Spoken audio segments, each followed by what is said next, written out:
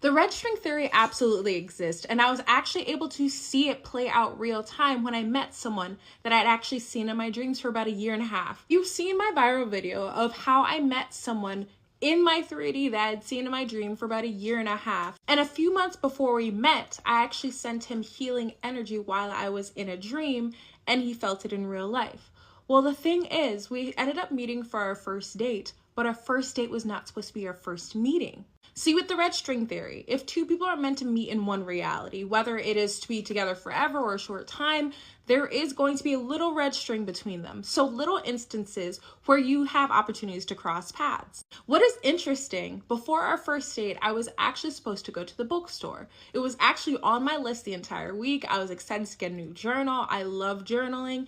And the day of our date was the last page that I had in my journal. So I was meant to go, I've already looked online, I already picked out which journal I was supposed to go to, and I was supposed to go at 11 a.m. Well, the day of, for some reason, I just felt exhausted. I didn't feel like going that morning. I thought, you know what, I have a date later on today, and with someone I've seen in my dreams, let me just focus on that. However, I kept getting the intuitive message, just go to the bookstore, just go to the bookstore. You already have the book, just go to the bookstore.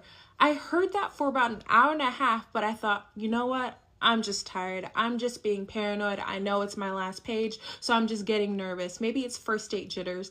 I decided not to go to the bookstore.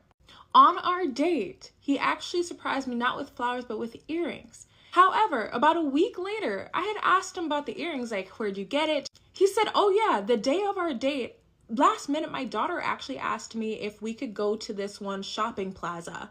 When he said the location, my mouth dropped. And I also asked him, what time were you going to be there?